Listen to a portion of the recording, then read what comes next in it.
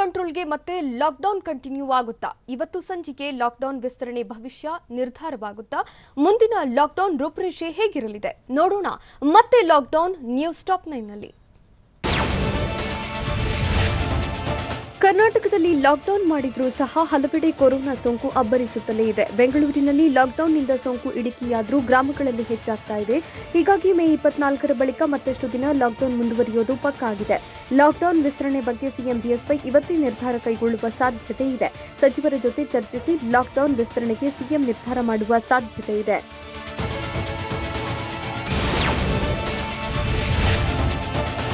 Lockdown ಮುಂದುವರಿಸುವ ಬಗ್ಗೆ CM BSY ಚರ್ಚೆ ನಡೆಸುವ ಸಾಧ್ಯತೆ ಇದೆ. ಹೀಗಾಗಿ ಇಂದು ಸಂಜೆ ಲಾಕ್ಡೌನ್ ವಿಸ್ತರಣೆ ಭವಿಷ್ಯ ನಿರ್ಧಾರವಾಗಲಿದೆ. ಸಂಜೆ ಸಚಿವರ ಸಭೆಯನ್ನು ಸಿಎಂ ಬಿಎಸ್ವೈ ಕರೆದಿದ್ದು ಇವತ್ತಿನ ಲಾಕ್ಡೌನ್ ವಿಸ್ತರಣೆ ಸಂಬಂಧ ಸಭೆಯಲ್ಲಿ ಚರ್ಚೆ ನಡೆಸಲಿದ್ದಾರೆ.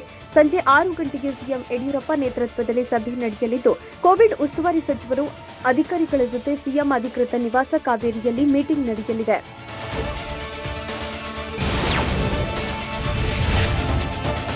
ರಾಜ್ಯದಲ್ಲಿ ಈಗಿರೋ ಲಾಕ್ಡೌನ್ ಮೇ 24ಕ್ಕೆ ಮುಗಿಯಲಿದೆ. ಹೀಗಾಗಿ ಮೇ 23ಕ್ಕೆ ಲಾಕ್ಡೌನ್ ವಿಸ್ತರಣೆ ಬಗ್ಗೆ ಘೋಷಿಸುವುದಾಗಿ ಸಿಎಂ ಬಿಎಸ್ವೈ ಹೇಳಿದ್ರು. ಆದರೆ ಲಾಕ್ಡೌನ್ ರೂಪುರೇಷೆ ಸಿದ್ಧಪಡಿಸಲು ತುರ್ತು ಸಭೆ ಕರೆದಿದ್ದು ಲಾಕ್ಡೌನ್ 7 ದಿನಕ್ಕ 15 ದಿನಕ್ಕ ಎಂದು ಚರ್ಚೆ ನಡೆಸಲಿದ್ದಾರೆ. ಸಭೆಗೆ ಸಚಿವರು ಮತ್ತು ಜಿಲ್ಲಾಧಿಕಾರಿಗಳನ್ನು ಸಿಎಂ ಬಿಎಸ್ ಯಡಿಯೂರಪ್ಪ ಆಹ್ವಾನಿಸಿದ್ದಾರೆ. ಲಾಕ್ಡೌನ್ ಎಷ್ಟು ದಿನ ವಿಸ್ತರಿಸಬಹುದು ಎಂಬ ಬಗ್ಗೆ ಚರ್ಚೆಯಾಗಲಿದೆ.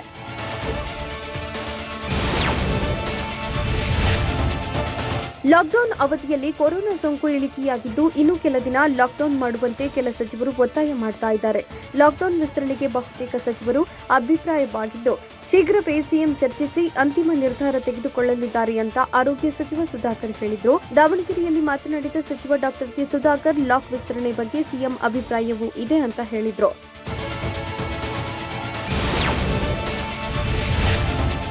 ಲಾಕ್ಡೌನ್ ಇದ್ರೂ ಸಹ ಬೆಂಗಳೂರಿನಲ್ಲಿ ಬೇಕಾಬಿಟ್ಟಿ ಓಡಾಡೋರು, ರೂಲ್ಸ್ ಬ್ರೇಕ್ ಮಾಡೋರು ಹೆಚ್ಚಾಗಿದ್ದಾರೆ. ಹೀಗಾಗಿ ರಾಜ್ಯ ರಾಜಧಾನಿ ಬೆಂಗಳೂರಿಗೆ ಮತ್ತಷ್ಟು ಖಡಕ್ ರೂಲ್ಸ್ ಜಾರಿಯಾಗುವ ಸಾಧ್ಯತೆ ಇದೆ. ಬೆಂಗಳೂರಿನಲ್ಲಿ ಕಠಿಣಾತಿ ಕಠಿಣ ರೂಲ್ಸ್ ಜಾರಿಯಾಗುವ ಬಗ್ಗೆ ನಿನ್ನೆಯೇ ಗೃಹ ಸಚಿವ ಬೊಮ್ಮಾಯಿ ಖಡಕ್ ಸೂಚನೆ ನೀಡಿದ್ರು. ಜನರು ಕೋವಿಡ್ ನಿಯಮ ಪಾಲನೆ ಮಾಡ್ತಾ ಇಲ್ಲ, ಸಂಪೂರ್ಣ ಲಾಕ್ಡೌನ್ ಇದ್ರೂ ಜನ ಓಡಾಡ್ತಾ ಇದ್ದಾರೆ. ಹೀಗಾಗಿ ಪೊಲೀಸರಿಗೆ ಕಠಿಣ ಕ್ರಮ ಕೈಗೊಳ್ಳಲು ಬೊಮ್ಮಾಯಿ ಸೂಚಿಸಿದ್ರು.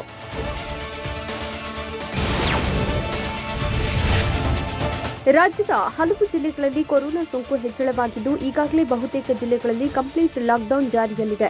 ಚಿಕ್ಕಬಳ್ಳಾಪುರ, ಚಿಕ್ಕಮಗಳೂರು, ಚಾಮರಾಜನಗರ, ಕಲಬುರಗಿ, ರಾಯಚೂರು, ಬಳ್ಳಾರಿ, ಕೊಪ್ಪಳ, ಕೊಡಗು, ಹಾವೇರಿ, ಹಾಸನ, ಕೋಲಾರ, ಯಾದಗಿರಿಯಲ್ಲಿ ಲಾಕ್ ಆಗಿದ್ದು ಖಡಕ್ ಲಾಕ್ಡೌನ್ ಬಗ್ಗೆ ಆಯಾ ಜಿಲ್ಲೆಗಳ ಡಿಸಿಗಳೇ ನಿರ್ಧಾರ ಕೈಗೊಂಡಿದ್ದಾರೆ. ಹೀಗಾಗಿ ಮತ್ತೆ ಜಿಲ್ಲಾಧಿಕಾರಿಗಳ ವಿವೇಚನೆಗೆ ಸಿಎಂ ಬಿಎಸ್ವೈ ಬಿಡ್ತಾರಾ ಅನ್ನೋ ಕುತೂಹಲ ಮೂಡಿದೆ.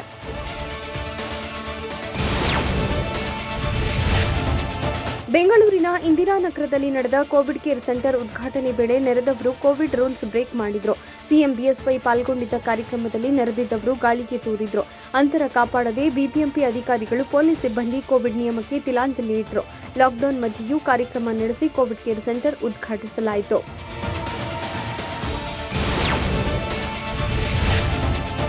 ಲಾಕ್ಡೌನ್ಗೆ ಕೇರ್ ಮಾಡದೆ ಬೆಂಗಳೂರಿನ ಕೆಆರ್ ಮಾರ್ಕೆಟ್ ರಸ್ತೆಗೆ ಇಳಿದವರಿಗೆ ಡಿಸಿಪಿ ಡಾಕ್ಟರ್ ಸಂಜೀವ್ ಪಾಟೀಲ್ ಚಳಿ ಬಿಡಿಸಿದ್ದಾರೆ. ಎಂಎಲ್ಎ ಯುಟಿ ಖಾದರ್ ಪಾಸ್ ಹಾಕಿಕೊಂಡು ಯುವಕರಿಬ್ಬರು ಬೇಕಾಬಿಟ್ಟಿಯಾಗಿ ತಿರುಗ್ತಾ ಇದ್ರು. ಈ ವೇಳೆ ಪೊಲೀಸರು ಪ್ರಶ್ನಿಸಿದ್ದಕ್ಕೆ ಎಂಎಲ್ಎ ಕಾರೆಂದು ದರ್ಪದಿಂದ ಉತ್ತರಿಸಿದಾಗ ಕಾರನ್ನು ಪೊಲೀಸರು ಸೀಸ್ ಮಾಡಿದ್ದಾರೆ. ಯುವಕರಿಬ್ಬರನ್ನು ವಶಕ್ಕೆ ಪಡೆದಿದ್ದಾರೆ.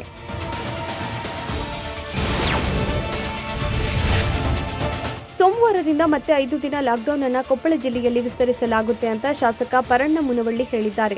ಗಂಗಾವತಿಯಲ್ಲಿ ಮಾತನಾಡಿದ ಅವರು, ಶನಿವಾರ, ಭಾನುವಾರ ವಸ್ತುಗಳ ಖರೀದಿಗೆ ಅವಕಾಶ ನೀಡಲಾಗಿದೆ. ಆ ಬಳಿಕ ಯಾರೂ ಅನಗತ್ಯವಾಗಿ ಹೊರಗಡೆ ಬರಬೇಡಿ, ಯಾಕಂದ್ರೆ ಜಿಲ್ಲೆಯಲ್ಲಿ ಕೊರೋನಾ ಸಂಖ್ಯೆ ಹೆಚ್ಚುತ್ತಾ ಇದ್ದು ಕೋವಿಡ್ ರೂಲ್ಸ್ ಪಾಲಿಸುವಂತೆ ಪರಣ್ಣ ಮುನವಳ್ಳಿ ಮನವಿ ಮಾಡಿದ್ದಾರೆ. ಜಿಲ್ಲಾ ಉಸ್ತುವಾರಿ ಸಚಿವರು, ಸಂಸದರು, ಶಾಸಕರು ಚರ್ಚೆ ಮಾಡಿದ ಬಳಿಕ ಲಾಕ್ಡೌನ್ ನಿರ್ಧಾರ ಘೋಷಿಸಿದ್ದಾರೆ. ಕೊರೋನಾ ಸೋಂಕಿನಿಂದ ಗ್ರಾಮಗಳಿಗೂ ಕಂಟಕ ಎದುರಾಗಿದ್ದು ಹೇಗೆ?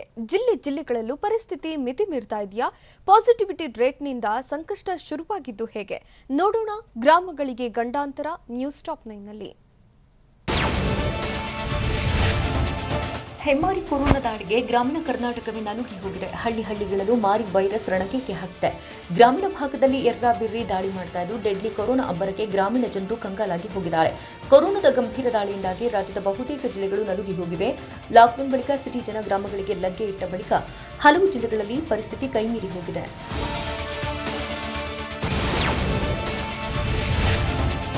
ಜಿಲ್ಲೆಗಳಲ್ಲಿ ಹೆಮ್ಮಾರಿ ಮಿತಿ ಮೀರಿ ಆರ್ಭಟಿಸ್ತಾ ಇದೆ. ರಾಜ್ಯದ ಬಹುತೇಕ ಜಿಲ್ಲೆಗಳಲ್ಲಿ ಕೊರೋನಾ ಗಂಡಾಂತರ ಈಗಾಗಲೇ ಶುರುವಾಗಿದ್ದು ಜಿಲ್ಲೆಗಳನ್ನು ಡೇಂಜರ್ ಸ್ಥಿತಿಗೆ ತಂದು ನಿಲ್ಲಿಸಿದೆ. ಮೈಸೂರು, ತುಮಕೂರು, ಉತ್ತರ ಕನ್ನಡ, ಹಾಸನ, ಕೋಲಾರ, ಬಳ್ಳಾರಿ, ಕೊಡಗು, ಉಡುಪಿ, ಶಿವಮೊಗ್ಗ, ದಕ್ಷಿಣ ಕನ್ನಡ, ಕಲಬುರಗಿ, ಧಾರವಾಡ, ರಾಯಚೂರು, ಮಂಡ್ಯ, ಚಿಕ್ಕಬಳ್ಳಾಪುರ ಜಿಲ್ಲೆಗಳಲ್ಲಿ ಕೊರೋನಾ ಸೋಂಕು ಹೆಚ್ಚಾಗಿದ್ದು ಪರಿಸ್ಥಿತಿ ತುಂಬಾ ಜಟಿಲವಾಗಿದೆ.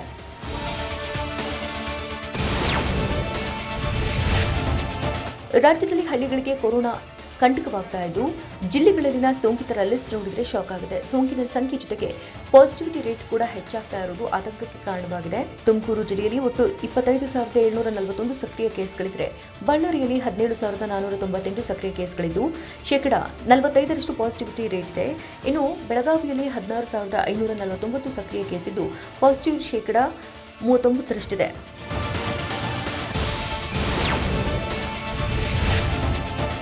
ಬೆಂಗಳೂರು ಗ್ರಾಮಾಂತರ ಜಿಲ್ಲೆಯಲ್ಲಿ 15,434 ಕೇಸ್ಗಳಿದ್ರೆ ಮೈಸೂರಿನಲ್ಲಿ ಒಟ್ಟು ಸಕ್ರಿಯ ಕೇಸ್ಗಳು 13,236ರಷ್ಟಿದೆ.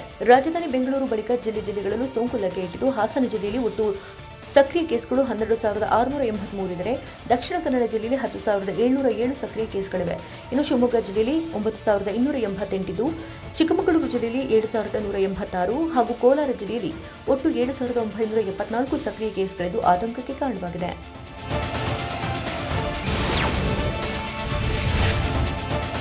ಹಾಸನದಲ್ಲಿ ಕೇಸ್ ಹೆಚ್ಚಾಗ್ತಾ ಇದ್ರೂ ಕೂಡ ಸಮಸ್ಯೆಗಳ ಸರಮಾಲೆಗೆ ಇನ್ನೂ ಕೂಡ ಬ್ರೇಕ್ ಬಿದ್ದಿಲ್ಲ. ಹಾಸನ ಜಿಲ್ಲಾಸ್ಪತ್ರೆಯಲ್ಲಿ ಬೆಡ್ ಕೊರತೆ ಎದ್ದು ಕಾಣ್ತಾ ಇದೆ. Present tracking home isolation fail ಆಗಿದ್ದು ಸ್ವತಃ ಸ್ಥಳೀಯ ಶಾಸಕರಿಂದಲೇ ಸಭೆಯಲ್ಲಿ ಈ ಬಗ್ಗೆ ಪ್ರಸ್ತಾಪ ಮಾಡಿದ್ದಾರೆ. ಹಾಸನದ 580ಕ್ಕೂ ಹೆಚ್ಚು ಹಳ್ಳಿಗಳಲ್ಲಿ ಕೊರೋನಾ ಕಂಟಕವಾಗಿದ್ದು 13,133 ಕೇಸ್ಗಳ ಪೈಕಿ ,60% ಹಳ್ಳಿಯಲ್ಲೇ ಪತ್ತೆಯಾಗಿದೆ.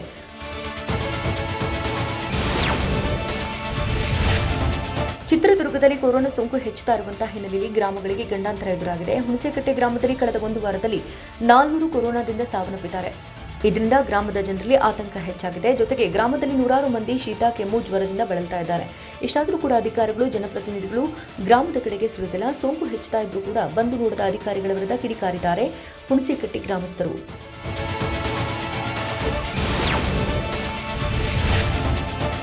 ಮಂಡ್ಯ ಜಿಲ್ಲೆಯಲ್ಲಿ ಕೊರೋನಾ ಸೋಂಕು ಇನ್ನೂ ಕೂಡ ಕಂಟ್ರೋಲ್ಗೆ ಬಂದಿಲ್ಲ. ಸೋಂಕಿನ ಪಾಸಿಟಿವಿಟಿ ರೇಟ್ ,32ರಷ್ಟಿದೆ. ತಾಲೂಕು ಮಟ್ಟದ ಅಧಿಕಾರಿಗಳು ತಾಲೂಕು ಆಸ್ಪತ್ರೆಗಳು, ತಾಲೂಕು ಕಚೇರಿಗಳಲ್ಲಿ ಕೊರೋನಾ ನಿರ್ವಹಣೆ ಸಂಬಂಧ ಸಭೆ ನಡೆಸ್ತಾ ಇದ್ದಾರೆ. ಕೊರೋನಾ ಲಕ್ಷಣಗಳು ಕಂಡು ಬಂದರೆ ಆಸ್ಪತ್ರೆಗೆ ತಕ್ಷಣವೇ ಹೋಗಿ ಟೆಸ್ಟ್ ಮಾಡಿಸಲಾಗ್ತಾ ಇದೆ. ಪಾಸಿಟಿವ್ ದೃಢಪಟ್ಟವರನ್ನ ವಸತಿ ಗೃಹಗಳಲ್ಲಿ ಐಸೋಲೇಷನ್ ಮಾಡುತ್ತಿದ್ದು ಸಕಾಲಕ್ಕೆ ಬೆಡ್ ವ್ಯವಸ್ಥೆ ಮಾಡಲಾಗಿದೆ.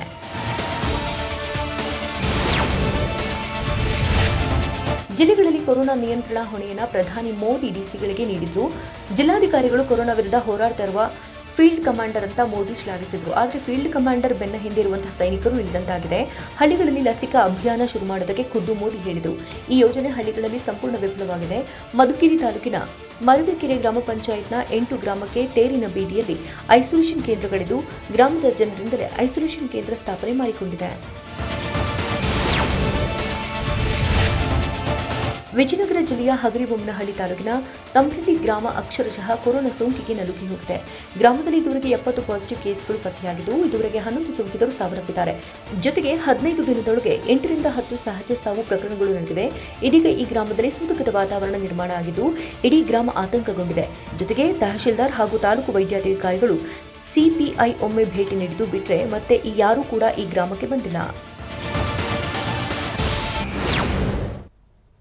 ಗ್ರಾಮೀಣ ಭಾಗದಲ್ಲಿ ಸೋಂಕಿತರನ್ನ ಹುಡುಕಿ ಚಿಕಿತ್ಸೆ ನೀಡುವ ಆದೇಶ ಕಟ್ಟುನಿಟ್ಟಾಗಿ ಪಾಲನೆಯಾಗ್ತಾ ಇದೆಯಾ? ಬೆಂಗಳೂರಲ್ಲಿ ಪಾಸಿಟಿವಿಟಿ ರೇಟ್ ಇಳಿಕೆಯಾಗಿದ್ದು ಹೇಗೆ? ಕೊರೋನಾ ತಡೆಗೆ ಮೋದಿ ಆದೇಶವನ್ನ ಡಿಸಿಗಳು ಖಡಕ್ ಆಗಿ ಪಾಲನೆ ಮಾಡುತ್ತಿರುವುದು ಎಲ್ಲಿ? ನೋಡೋಣ ಹಳ್ಳಿಗಳಿಗೆ ಕೊಳ್ಳಿ ನ್ಯೂಸ್ ಟಾಪ್ 9ನಲ್ಲಿ. ಇತ್ತೀಚೆಗೆ ಗ್ರಾಮೀಣ ಭಾಗದಲ್ಲೂ ಕೊರೋನಾ ಸೋಂಕು ಹೆಚ್ಚಳವಾಗ್ತಾ ಇದ್ದು ಜಿಲ್ಲಾಡಳಿತದಿಂದ ಸೋಂಕಿತರನ್ನ ಹುಡುಕಿ ಚಿಕಿತ್ಸೆ ನೀಡುವ ಕೆಲಸಗಳು ಆಗ್ತಿವೆ. ಹಳ್ಳಿಗಳ ಸೋಂಕು ಹರಡುವಿಕೆಗೆ ಬ್ರೇಕ್ ಹಾಕುವುದಕ್ಕೆ ವೈದ್ಯರ ನಡಿಗೆ ಹಳ್ಳಿಯ ಕಡೆಗೆ ವಿನೂತನ ಕಾರ್ಯಕ್ರಮ ಹಮ್ಮಿಕೊಳ್ಳಲಾಗಿದೆ. ಕಳೆದ 3 ದಿನಗಳಿಂದ ಜಿಲ್ಲೆಯ ಹಳ್ಳಿಗಳಲ್ಲಿ ವೈದ್ಯರು ಚೆಕಿಂಗ್ ಮಾಡುತ್ತಿದ್ದು 3 ದಿನಗಳಲ್ಲಿ 10,000 ಜನರಿಗೆ ಟೆಸ್ಟಿಂಗ್ ಜೊತೆಗೆ ಚಿಕಿತ್ಸೆ ನೀಡಲಾಗುತ್ತದೆ.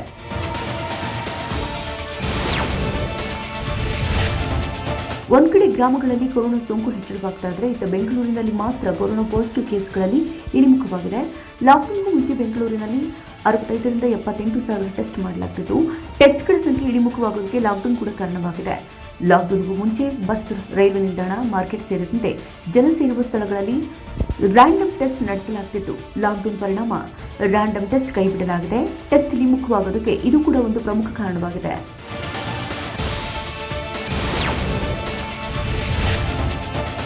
ಗ್ರಾಮಗಳಲ್ಲಿ ಕೊರೋನಾ ತಡೆಗೆ ಸರ್ಕಾರ ಹಲವು ಕ್ರಮಗಳನ್ನು ಕೈಗೊಂಡಿದೆ. ಆದರೆ ಸರ್ಕಾರ ಮಾಡಿರುವಂತಹ ರೂಲ್ಸ್ ಪಾಲನೆಯಾಗ್ತಿದೆಯಾ? ಕೇವಲ ಹಾಗಾದಕ್ಕೆ ಮಾತ್ರ ಸೀಮಿತವಾಗಿದೆಯಾ ಸರ್ಕಾರದ ರೂಲ್ಸ್? ಸರ್ಕಾರ ಮಾಡಿರುವಂತಹ ರೂಲ್ಸ್ ಪಾಲನೆ ಮಾಡ್ತಿದೆಯಾ ಜಿಲ್ಲಾಡಳಿತಗಳು? ಸೋಂಕಿತರು ಹೆಚ್ಚಿರುವಂತಹ ಗ್ರಾಮಗಳಿಗೆ ಅಧಿಕಾರಿಗಳು ಹೋಗ್ತಿದ್ದಾರಾ? ಅತಿ ಹೆಚ್ಚು ಕೇಸ್ಗಳಿರೋ ಜಿಲ್ಲೆಗಳಲ್ಲಿ ಏನು ಕ್ರಮ ಕೈಗೊಂಡಿದ್ದಾರೆ ಎನ್ನುವುದು ಇನ್ನೂ ಕೂಡ ಯಕ್ಷಪ್ರಶ್ನೆಯಾಗಿದೆ.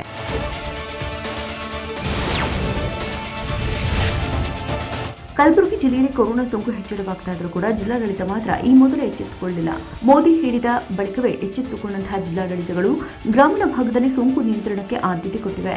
ಗ್ರಾಮಗಳಿಗೆ ಹೋಗಿ ಅಧಿಕಾರಿಗಳು ಮಾಹಿತಿ ನೀಡ್ತಾ ಇದ್ದು ಪ್ರತಿ ತಾಲೂಕಿನಲ್ಲೂ ಕೋವಿಡ್ ಕೇರ್ ಸೆಂಟರ್ ಆರಂಭ ಮಾಡಲು ನಿರ್ಧಾರ ಮಾಡಲಾಗಿದೆ.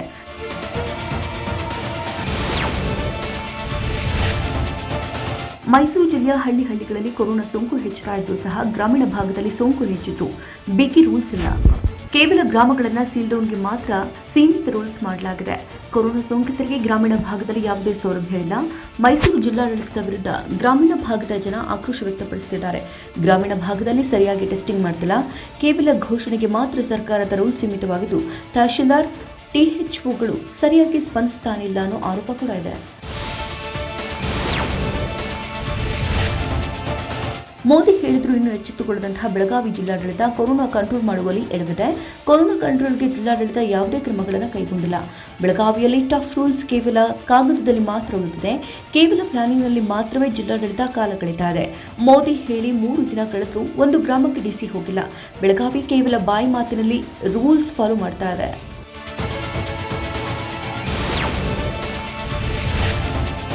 ಬೆಂಗಳೂರು ಗ್ರಾಮಾಂತರ ಜಿಲ್ಲಾಡಳಿತದಿಂದ ಹಲವು ಕಠಿಣ ಕ್ರಮಗಳನ್ನು ಕೈಗೊಂಡಿದ್ದು ಕೊರೋನಾಗೆ ಕಡಿವಾಣ ಹಾಕೋದಕ್ಕೆ ಜಿಲ್ಲಾಡಳಿತ ಮುಂದಾಗಿದೆ. ಚೈನ್ ಲಿಂಕ್, ಕಟ್ಟಿಗೆ ವೈದ್ಯರ ನಡಿಗೆ, ಹಳ್ಳಿ ಕಡೆಗೆ ಯೋಜನೆ ಜಾರಿಯಾಗಿದ್ದು ಪ್ರತಿ ತಾಲೂಕಿನ ಗ್ರಾಮಗಳಿಗೆ ತಲಾ 15 ತಂಡಗಳು ಭೇಟಿ ಕೊಟ್ಟಿವೆ. ಗ್ರಾಮಗಳಿಗೆ ಭೇಟಿ ನೀಡಿ ಗ್ರಾಮಸ್ಥರಿಗೆ ಕೊರೋನಾ ಪರೀಕ್ಷೆ ನಡೆಸ್ತಾ ಇದ್ದು ಈವರೆಗೆ ಜಿಲ್ಲೆಯ 10,000 ಗ್ರಾಮಸ್ಥರಿಗೆ ಕೋವಿಡ್ ಟೆಸ್ಟ್ ಮಾಡಲಾಗಿದೆ. 900 ಜನರಿಗೆ ಕೊರೋನಾ ಸೋಂಕಿನ ಲಕ್ಷಣಗಳು ಪತ್ತೆಯಾಗಿದೆ.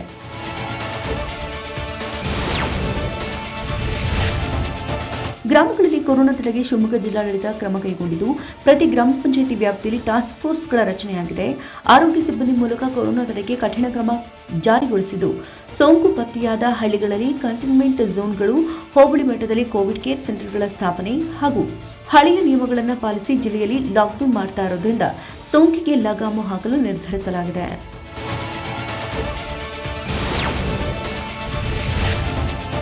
ಕೊರೋನಾ ತಡೆಗೆ ದಾವಣಗೆರೆ ಜಿಲ್ಲಾಡಳಿತದಿಂದ ಬಿಗಿ ಕ್ರಮ ಕೈಗೊಳ್ಳಲಾಗಿದ್ದು 192 ಗ್ರಾಮ ಪಂಚಾಯಿತಿ ವ್ಯಾಪ್ತಿಯಲ್ಲಿ ವೈದ್ಯರು ಸೇರಿದಂತೆ 10 ಜನರ ತಂಡವನ್ನು ರಚನೆ ಮಾಡಲಾಗಿದೆ. ಪ್ರತಿ ಗ್ರಾಮ ಪಂಚಾಯಿತಿ ವ್ಯಾಪ್ತಿಯಲ್ಲಿ ಕಾರ್ಯನಿರ್ವಹಿಸ್ತಾ ಇರುವಂತಹ ತಂಡಗಳು ಸರ್ಕಾರದ ಆದೇಶಗಳ ಪೈಕಿ 50% ಪಾಲನೆಯಾಗುತ್ತಿದೆ. ಗ್ರಾಮೀಣ ಜನರಿಗೆ ನೀಡಬೇಕಾದಂತಹ ಮೆಡಿಕಲ್ ಕಿಟ್ ನೀಡಿಲ್ಲ. ಗ್ರಾಮಗಳಲ್ಲಿ ಗುಣಲಕ್ಷಣ ಇದ್ರೆ ಕಡ್ಡಾಯವಾಗಿ ಕೋವಿಡ್ ಟೆಸ್ಟ್ ಮಾಡಲಾಗ್ತಾ ಇದೆ. ಕೊರೋನಾದಿಂದ ಕಂಗೆಟ್ಟಿರೋ ಅಧಿಕಾರಿಗಳು ಗ್ರಾಮಕ್ಕೆ ಭೇಟಿ ನೀಡದ್ದಕ್ಕೆ ಆಕ್ರೋಶ ವ್ಯಕ್ತಪಡಿಸಿದ್ದು ಎಲ್ಲಿ? 8 ಜನ ಗ್ರಾಮ ಪಂಚಾಯಿತಿ ಅಧ್ಯಕ್ಷರ ಜೀವ ಹಿಂಡಿದ್ದು ಹೇಗೆ? ಕೊರೋನಾ ಮಧ್ಯೆಯೂ ಹಣ ಮಾಡಲು ಹೋಗಿದ್ದ ಡಾಕ್ಟರ್ ಅಂಧರಾಗಿದ್ದು ಹೇಗೆ? ನೋಡೋಣ ಕೊರೋನಾ ಸುಳಿ ನ್ಯೂಸ್ ಟಾಪ್ 9ನಲ್ಲಿ. ಬೆಳಗಾವಿ ಜಿಲ್ಲೆ ಬೈಲಹೊಂಗಲ ತಾಲೂಕಿನ ನೇಗಿನಹಾಳಕ್ಕೆ ಅಧಿಕಾರಿಗಳ ತಂಡ ಭೇಟಿ ನೀಡಿದ್ದಕ್ಕೆ ಜನರು ಗರಂ ಆಗಿದ್ದಾರೆ. ಗ್ರಾಮದಲ್ಲಿ 40ಕ್ಕೂ ಹೆಚ್ಚು ಮಂದಿಗೆ ಸೋಂಕು ಕಾಣಿಸಿದ್ದು 6 ಜನ ಕೊರೋನಾಗೆ ಬಲಿಯಾಗಿದ್ದಾರೆ. ಹೀಗಿದ್ರೂ ಅಧಿಕಾರಿಗಳು ಭೇಟಿ ಕೊಡದಿದ್ದಕ್ಕೆ ಗ್ರಾಮಸ್ಥರು ಆಕ್ರೋಶ ಹೊರಹಾಕಿದ್ದಾರೆ. ಗ್ರಾಮದಲ್ಲಿರೋ ಪ್ರಾಥಮಿಕ ಆರೋಗ್ಯ ಕೇಂದ್ರದಲ್ಲಿ ಮೂಲ ಸೌಕರ್ಯವಿಲ್ಲ, ಕೂಡಲೇ ಸಮಸ್ಯೆ ಪರಿಹರಿಸಿ ಅಂತ ಸಿಟ್ಟು ಹೊರಹಾಕಿದ್ದಾರೆ. ಸರ್ಕಾರ ಘೋಷಣೆ ಮಾಡಿದ ಪ್ಯಾಕೇಜ್ನಲ್ಲಿ ವೈದ್ಯಕೀಯ ಸಾಮಗ್ರಿಗಳಿಗೆ ಹಣ ಮೀಸಲಿಡಬೇಕಿತ್ತು ಅಂತ ಸಲಹೆನೂ ಕೊಟ್ಟಿದ್ದಾರೆ.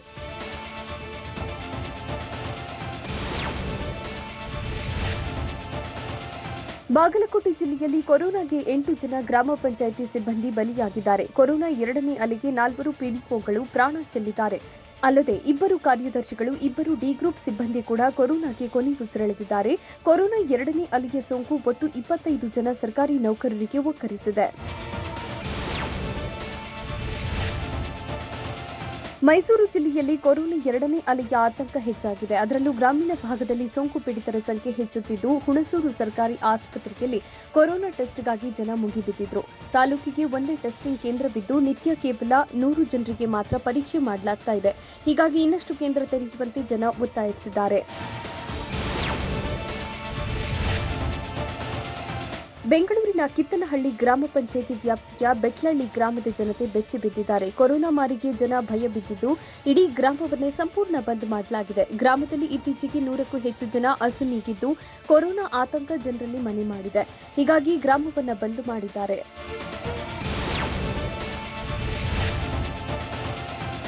ಕೊರೋನಾ ಬಂದ ಮೇಲೆ ಚಿಕಿತ್ಸೆ ಮತ್ತು ಇಂಜೆಕ್ಷನ್ ನೀಡುವ ನೆಪದಲ್ಲಿ ವಂಚನೆಯೂ ಹೆಚ್ಚಾಗಿದೆ. ನಕಲಿ ರೆಮ್ಡಿಸಿವಿಯರ್ ತಯಾರು ಮಾಡಿ ಮಾರಾಟ ಮಾಡುತ್ತಿದ್ದ ವೈದ್ಯರು ಅಜಯ್ನನ್ನ ಕೆಜಿಹಳ್ಳಿ ಪೊಲೀಸರು ಅರೆಸ್ಟ್ ಮಾಡಿದ್ದಾರೆ. ನಕಲಿ ರೆಮ್ಡಿಸಿವಿಯರ್ ಜೊತೆಗೆ ಆರೋಪಿ ರೆಮ್ಡಿಸಿವಿಯರ್ ಬ್ಲಾಕ್ ಮಾರ್ಕೆಟ್ ಮಾಡುತ್ತಿದ್ದಂತೆ ರೆಮ್ಡಿಸಿವಿಯರ್ ಬದಲಿಗೆ ಬೇರೊಂದು ಆಂಟಿಬಯೋಟಿಕ್ ಔಷಧವನ್ನು ಹಾಕ್ತಿದ್ದೆ ಎನ್ನಲಾಗಿದೆ. ಬಳಿಕ ಸೀಲ್ ಮಾಡಿ ಹೊಸ ರೆಮ್ಡಿಸಿವಿಯರ್ ಎಂಬಂತೆ ಮಾರಾಟ ಮಾಡುತ್ತಿದ್ದ.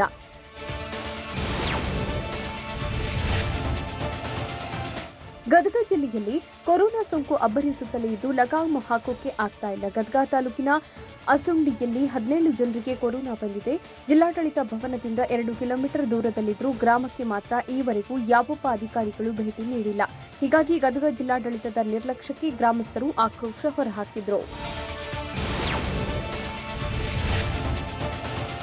ಆಕ್ಸಿಜನ್ ಬೆಡ್ಗಾಗಿ ಕೋವಿಡ್ ಸೋಂಕಿತ ವೃದ್ಧೆ ಪರದಾಟ ನಡೆಸಿದ್ದಾರೆ. ಚಾಮರಾಜನಗರ ಜಿಲ್ಲೆ ಕೋವಿಡ್ ಆಸ್ಪತ್ರೆಗೆ ಆಂಬ್ಯುಲೆನ್ಸ್ನಲ್ಲಿ ಬಂದ ವೃದ್ಧೆಯನ್ನ ವೈದ್ಯರು ಅಡ್ಮಿಟ್ ಮಾಡಿಕೊಳ್ಳಲಿಲ್ಲ. ಆಸ್ಪತ್ರೆಯಲ್ಲಿ ಆಕ್ಸಿಜನ್ ಬೆಡ್ ಇಲ್ಲವೆಂದು ದಾಖಲಿಸಿಕೊಂಡಿರಲಿಲ್ಲ. ಸುಮಾರು 1 ಗಂಟೆ ಕಾಲ ಆಂಬ್ಯುಲೆನ್ಸ್ನಲ್ಲೇ ಯಳಂದೂರು ತಾಲೂಕಿನ ಅಗರ ಗ್ರಾಮದ ವೃದ್ಧ ಪರದಾಟ ನಡೆಸಿದ್ದಾರೆ. ಕೊಪ್ಪಳ ಜಿಲ್ಲೆಯಲ್ಲಿ ಇನ್ನೂ 140 ಆಕ್ಸಿಜನ್ ಬೆಡ್ ಬೇಕು. ಹೀಗಾಗಿ ಸಿಎಂ ಬಿಎಸ್ವೈ ಭೇಟಿಯಾಗಿ ಮನವಿ ಮಾಡಿದ್ದೇವೆ ಅಂತ ಬಿಜೆಪಿ ಶಾಸಕ ಪರಣ್ಣ ಮುನವಳ್ಳಿ ಹೇಳಿದರು. ಗಂಗಾವತಿಯಲ್ಲಿ ಮಾತನಾಡಿದ ಪರಣ್ಣ ಮುನವಳ್ಳಿ, ಕೊಪ್ಪಳ ಜಿಲ್ಲೆಗೆ ಮೆಡಿಕಲ್ ಆಕ್ಸಿಜನ್ ಸಹ ಅವಶ್ಯಕತೆ ಇದೆ. ಸಿಎಂ ಬಿಎಸ್ವೈ ಆಕ್ಸಿಜನ್ ಪೂರೈಕೆ ಹೆಚ್ಚಿಸಲು ಆದೇಶಿಸಿದ್ದಾರೆ ಅಂತ ಹೇಳಿದರು. ತುಮಕೂರು ಜಿಲ್ಲೆಯ ಪಾವಗಡ ತಾಲೂಕಿನ ಹಳ್ಳಿಗಳಲ್ಲಿ ಕೊರೋನಾ ಅಬ್ಬರಿಸುತ್ತಲೇ ಇದೆ. ಜಿಲ್ಲಾ ಕೇಂದ್ರದಿಂದ ದೂರ ಇರುವ ಪಾವಗಡಕ್ಕೆ ಅಧಿಕಾರಿಗಳ ನಿರ್ಲಕ್ಷ್ಯ ವಹಿಸಿದ್ದು, ತಾಲೂಕಿನಲ್ಲಿ ಕೊರೋನಾ ಸೋಂಕಿತರು ಹೆಚ್ಚಳಕ್ಕೆ ಕಾರಣವಾಗಿದೆ. ಸಾವಿನ ಸಂಖ್ಯೆಯಲ್ಲಿ ಕೂಡ ಗಣನೀಯ ಹೆಚ್ಚಳವಾಗಿದೆ. ಸದ್ಯ ಆರೋಗ್ಯ ಇಲಾಖೆ ಮಾಹಿತಿ ಪ್ರಕಾರ 82 ಜನ ಸಾವನ್ನಪ್ಪಿದ್ದಾರೆ. 1,000ಕ್ಕೂ ಅಧಿಕ ಪಾಸಿಟಿವ್ ಕೇಸ್ಗಳು ಹೆಚ್ಚಾಗಿದೆಯಂತೆ. ಆದರೆ ಸ್ಥಳೀಯ ಮಾಹಿತಿ ಪ್ರಕಾರ 2 ರಿಂದ 3 ಸಾವಿರ ಸೋಂಕಿತರಿದ್ದಾರಂತೆ. ಸೂಕ್ತವಾಗಿ ಚಿಕಿತ್ಸೆ ಮಾತ್ರೆಗಳು ಸಿಗದೆ ಮನೆಯಲ್ಲೇ ಹಲವು ಸೋಂಕಿತರು ಇದ್ದಾರೆ. ಎಮರ್ಜೆನ್ಸಿ ಸಂದರ್ಭದಲ್ಲಿ ತುಮಕೂರು ಅಥವಾ ಬೆಂಗಳೂರಿಗೆ ಹೋಗಬೇಕಿರುವುದು ಸಂಕಷ್ಟಕ್ಕೀಡು ಮಾಡಿದೆ. ನಾಳೆಯಿಂದ 18 ವರ್ಷ ಮೇಲ್ಪಟ್ಟವರಿಗೆ ಸಿಗಲಿದೆಯಾ ಲಸಿಕೆ? ನಾಳೆಯಿಂದ ಮೊದಲು ಯಾರ್ಯಾರಿಗೆ ಸಂಜೀವಿನಿಯನ್ನ ನೀಡಲಾಗುತ್ತೆ? ವ್ಯಾಕ್ಸಿನ್ ನೀಡುವುದಕ್ಕೂ ಕಳ್ಳಾಟ ಮಾಡಿದ್ದು ಯಾರ್ಯಾರು? ನೋಡೋಣ ವ್ಯಾಕ್ಸಿನ್ ವಾರ್ ನ್ಯೂಸ್ ಟಾಪ್ 9ನಲ್ಲಿ. 18 ವರ್ಷ ಮೇಲ್ಪಟ್ಟವರಿಗೆ ಸರ್ಕಾರ ಗುಡ್ ನ್ಯೂಸ್ ಕೊಟ್ಟಿದೆ. ಕೊರೋನಾ ವಿರುದ್ಧ ಹೋರಾಡಲು ಲಸಿಕೆಗಾಗಿ ಕಾಯ್ತಿದ್ದವರಿಗೆ ಈಗ ಲಸಿಕೆ ಸಿಗಲಿದೆ. ನಾಳೆಯಿಂದ 18 ವರ್ಷ ಮೇಲ್ಪಟ್ಟವರಿಗೆ ಲಸಿಕೆ ನೀಡಲಾಗುತ್ತೆ. ಮೇ 1ರಿಂದ ಲಸಿಕಾ ಅಭಿಯಾನಕ್ಕೆ ಚಾಲನೆ ಕೊಡಲಾಗಿತ್ತು. 18 ವರ್ಷ ಮೇಲ್ಪಟ್ಟವರಿಗೆ ಲಸಿಕೆ ಅಭಿಯಾನ ಆರಂಭಿಸಲಾಗಿತ್ತು. ಆದರೆ ಲಸಿಕೆ ಸ್ಟಾಕ್ ಇಲ್ಲದ ಕಾರಣ ಲಸಿಕೆ ನೀಡುವಲ್ಲಿ ಹಿನ್ನಡೆಯಾಯಿತು. ಈಗ ವ್ಯಾಕ್ಸಿನ್ ಡ್ರೈವ್ಗೆ ಮರು ಚಾಲನೆ ಕೊಡಲಿದೆ ರಾಜ್ಯ ಸರ್ಕಾರ.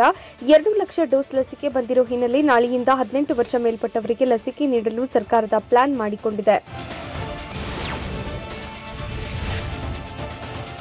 ನಾಳೆಯಿಂದ 18 ವರ್ಷ ಮೇಲ್ಪಟ್ಟವರಿಗೆ ಲಸಿಕೆ ಸಿಗುತ್ತೆ ಅನ್ನೋ ಸುದ್ದಿ ಜೊತೆಗೆ ಸರ್ಕಾರ ಮತ್ತೊಂದು ಶಾಕ್ ಕೊಟ್ಟಿದೆ. 18 ವರ್ಷ ಮೇಲ್ಪಟ್ಟ ಎಲ್ಲರಿಗೂ ನಾಳೆಯಿಂದಲೇ ಸಿಗೋದಿಲ್ಲ. ಫ್ರಂಟ್ ಲೈನ್ ವಾರಿಯರ್ಸ್ ಮತ್ತು ಆಯ್ದ ಗುಂಪುಗಳಿಗೆ ಮಾತ್ರ ಮೊದಲ ವ್ಯಾಕ್ಸಿನ್ ಪಡೆಯಲು ಅವಕಾಶ ಮಾಡಿಕೊಡಲಾಗ್ತಿದೆ. ಹಾಗಾದ್ರೆ ನಾಳೆಯಿಂದ ಯಾರಿಗೆಲ್ಲ ಕೊರೋನಾ ಸಂಜೀವಿನಿ ಸಿಗುತ್ತೆ? ಸರ್ಕಾರ ಲಿಸ್ಟ್ ಮಾಡಿರೋ ಫ್ರಂಟ್ ಲೈನ್ ವಾರಿಯರ್ಸ್ ಯಾರ್ಯಾರು? ಆದ್ಯತಾ ಪಟ್ಟಿಯಲ್ಲಿಯೇ ಯಾರೆಲ್ಲ ಇರಲಿದ್ದಾರೆ ಅನ್ನೋ ಪ್ರಶ್ನೆ ಮೂಡಿದೆ.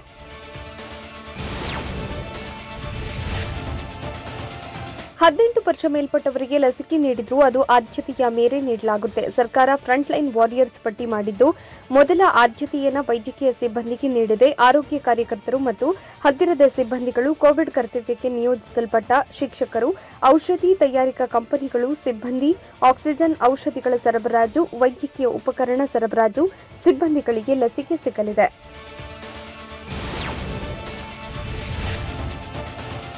ಫ್ರಂಟ್ಲೈನ್ ವಾರಿಯರ್ಸ್ ಪಟ್ಟಿಯನ್ನ ಸರ್ಕಾರ ವಿಸ್ತಾರ ಮಾಡಿದೆ.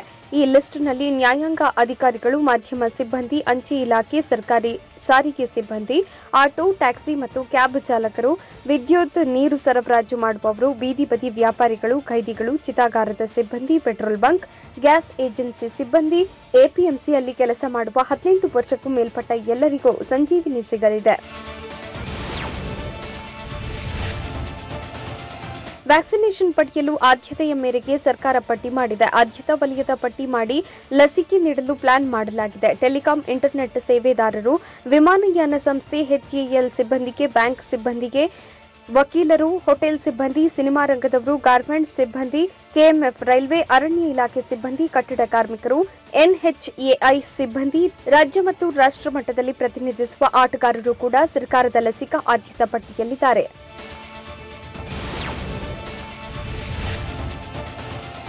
ಮೊದಲ ಡೋಸ್ ಲಸಿಕೆ ಪಡೆದ ಜನ ಎರಡನೇ ಡೋಸ್ಗೆ ಮುಗಿಬಿದ್ದಿದೆ. ಶಿವಮೊಗ್ಗದ ಕುವೆಂಪು ರಸ್ತೆಯಲ್ಲಿರುವ ಆರೋಗ್ಯ ಇಲಾಖೆ ತರಬೇತಿ ಕೇಂದ್ರದ ಎದುರು ಲಸಿಕೆಗಾಗಿ ಜನ ಸಾಲುಗಟ್ಟಿ ನಿಂತಿದ್ರು. ಎರಡನೇ ಡೋಸ್ಗಾಗಿ ಜನರು ಪರದಾಡ್ತಿದ್ದು, ದೈಹಿಕ ಅಂತರ ಮರೆತು ಹೆಚ್ಚಿನ ಸಂಖ್ಯೆಯಲ್ಲಿ ಸೇರಿದ್ರು. ಕೊರೋನಾ ಹೆಚ್ಚಾಗ್ತಿದ್ರು, ಜನರ ನಿರ್ಲಕ್ಷ್ಯ ಮುಂದುವರೆದಿದೆ.